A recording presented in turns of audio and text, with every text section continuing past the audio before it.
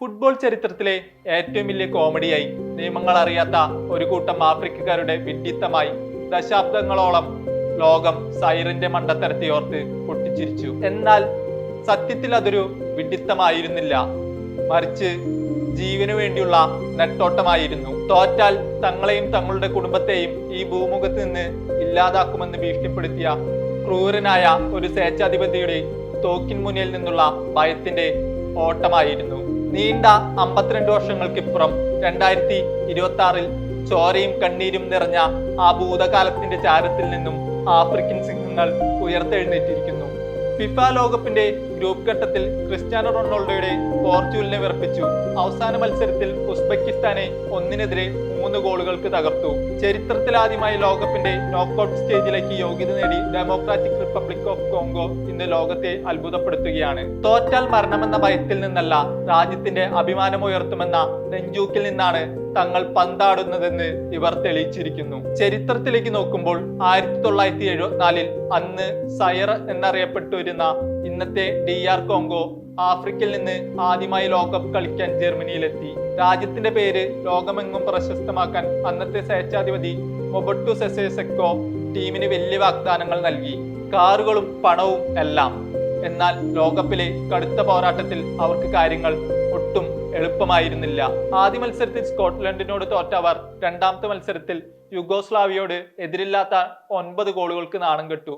അതോടെ നാട്ടിലിരുന്ന മൊബുട്ടു എന്ന ക്രൂരനായ ഡിക്റ്റേറ്ററുടെ ഭാവം മാറി. അടുത്ത മത്സരം ലോക ചാമ്പ്യന്മാരായ ബ്രസീലിനോടാണ്. മത്സരത്തിന് തൊട്ടു മുമ്പ് മൊബുട്ടുവിന്റെ സൈനികർ കളിക്കാർ തങ്ങിയ ഹോട്ടലിലെത്തി ഒരു ക്രൂരമായ സന്ദേശം കൈമാറി. ബ്രസീലിനോട് 4 അതിലധികമോ ഗോളുകൾക്ക് നിങ്ങൾ തോറ്റാൽ നിങ്ങളിൽ ഒരാൾ പോലും സുരക്ഷിതമായി നാട്ടിൽ തിരിച്ചെത്തില്ല. നിങ്ങളുടെ കുടുംബത്തെ ഞങ്ങൾ ജീവനോടെ വെച്ചേക്കില്ല.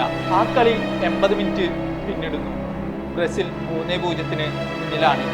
ഇനി ഒരൊറ്റ ഗോൾ കൂടി വഴങ്ങിയാൽ തങ്ങളുടെ മരണം ഉറപ്പാണെന്ന് കളിക്കാർക്ക് അറിയാമായിരുന്നു. അപ്പോഴാണ് ബ്രസീലിന് അനുകൂലമായി ബോക്സിന് തൊട്ടുപുറത്ത് അപകടകരമായ ആ ഫ്രീ കിക്ക് ലഭിക്കുന്നത്. ബ്രസീലിന്റെ റിവേലിനോ എന്ന ലെജൻഡ് കിക്ക് എടുക്കാൻ നിൽക്കുന്നു. ആ നിമിഷം പ്രതിരോധ മതിലിൽ നിന്ന മേപ്പു ഇലങ്കയുടെ തലച്ചോറിലൂടെ കടന്നുപോയത് തന്റെ നാട്ടിലിരിക്കുന്ന കുഞ്ഞുങ്ങളുടെ മുഖമായിരിക്കണം. സമയം എങ്ങനെയെങ്കിലും കളയാനും ബ്രസീലിന്റെ ശ്രദ്ധ തിരിക്കാനും വേണ്ടി അയാൾ റഫറിയുടെ വിസിലിന് മുൻപേ ഓടി വന്ന് പന്തടിച്ചു കളഞ്ഞു. ലോകം അയാളെ നോക്കി പരിഹസിച്ചപ്പോൾ അയാൾ സ്വന്തം കുടുംബത്തിന്റെ ജീവൻ കാക്കുകയായിരുന്നു.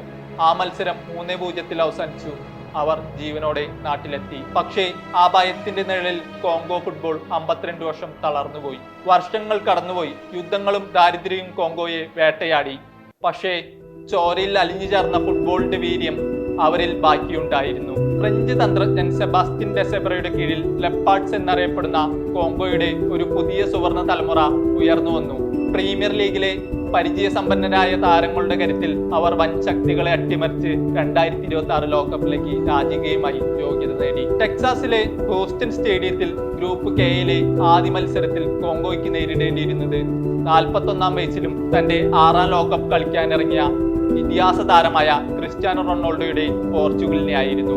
ആ മത്സരം 1-1 എന്ന ചരിത്രപരമായ സമനിലയിലൂടെ ലോകകപ്പിലെ തങ്ങളുടെ ആദ്യ പോയിന്റ് കോങ്കോ നെഞ്ചോട് ചേർത്തു. എന്നാൽ യഥാർത്ഥ പരീക്ഷണം വരാനിരിക്കുന്നതേ ഉണ്ടായിരുന്നുള്ളൂ. ഗ്രൂപ്പ് ഘട്ടത്തിലെ നിർണായകമായ അവസാന മത്സരം. എതിരാളികൾ ഏഷ്യൻ കരുത്തരായ ഉസ്ബെക്കിസ്ഥാൻ. ജയിച്ചാൽ മാത്രമേ നോക്കൌട്ട് എന്ന അവസ്ഥ. പക്ഷേ മത്സരത്തിന്റെ 10ാം മിനിറ്റിൽ വാൻ ബിസാക്കിയും ടുവാൻസെബയും വരുത്തിയ ഒരു കമ്മ്യൂണിക്കേഷൻ ഗ്യാപ്പിൽ ഉസ്ബെക്കിസ്ഥാൻ ഗോൾ നേടി കോങ്കോയെ ബാക്ക് ഫുട്ടിലാക്കി. ആദ്യ പകുതിയിൽ കോങ്കോ അടിച്ച ഒരു ഗോൾ വാറിൽ കുടുങ്ങി നഷ്ടപ്പെടുകയും ചെയ്തു. ഒരു നിമിഷം കോങ്കോ ആരാധകർ വീണ്ടും നിരാശയുടെ അഗാധതയിലേക്ക് വീണു.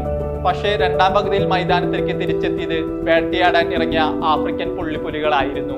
68ാം മിനിറ്റിൽ വിസയെ ബോക്സിൽ വീഴ്ത്തിയതിന് ലഭിച്ച പെനാൽറ്റി വിസ തന്നെ കൃത്യമായി ലക്ഷ്യത്തിലെത്തിച്ചു. സ്കോർ 1-1. അവിടെ കളി മാറി മറിഞ്ഞു.